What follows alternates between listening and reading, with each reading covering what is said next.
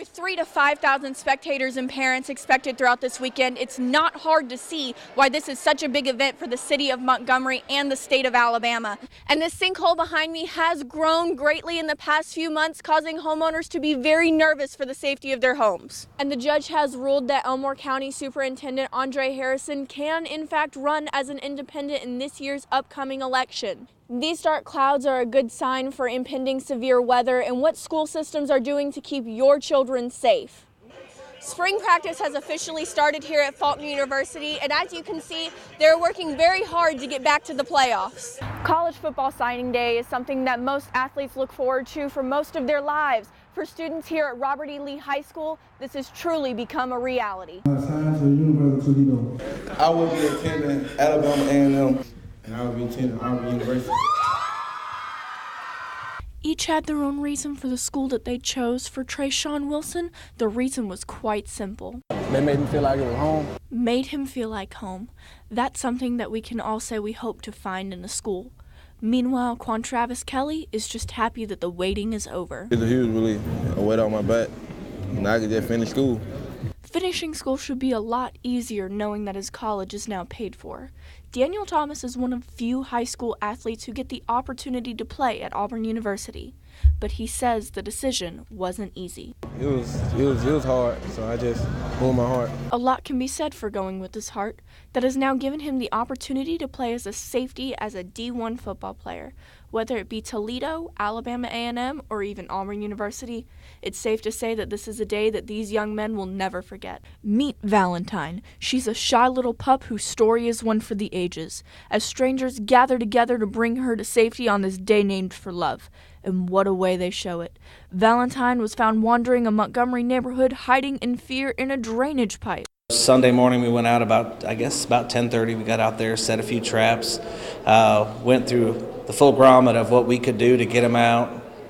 Tried fishing him out, traps on both ends, tried coaxing him out, tried a water hose, tried absolutely everything we could do. And then thankfully, Station 15, the firefighters came out, and we tried for 3 hours. And after about 3 hours, they came out and put their high pressure hose in, and were able to push the dog through and were able to bring him out to safety.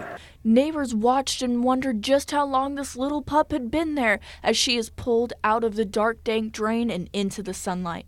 Strong little thing, even with the high pressure hose, she kind of fought to stay in that drain, and firefighters were amazed because usually I guess the dogs just shoot out. Valentine is still a little scared, but she is a healthy pup and should be up for adoption at the Montgomery Humane Society in about 5 days.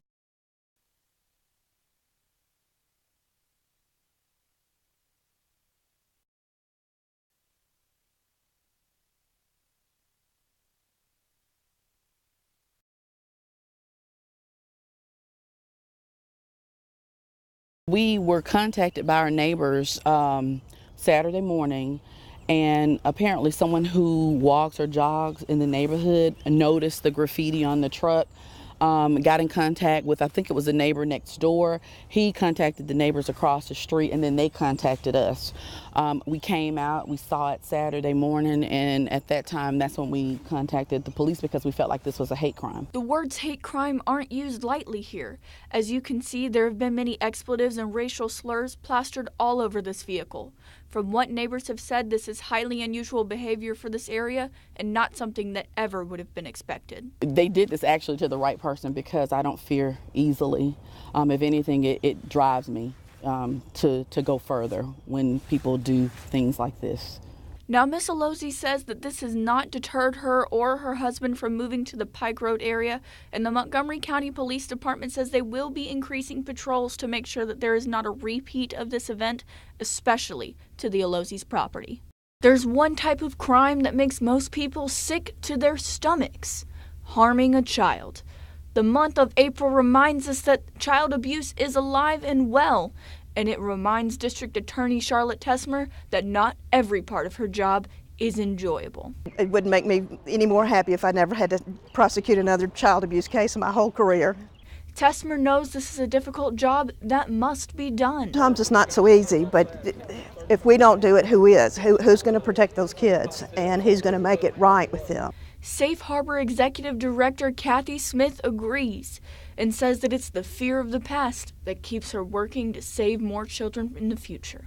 It's the faces of the past that get us up and do this every day. It can be quite challenging and emotional, but we're charged with that responsibility, and we love accepting that responsibility. The Safe Harbor Advocacy Center, along with Tesmer's staff, joined together to raise awareness by hosting a balloon release during Child Abuse Awareness Month.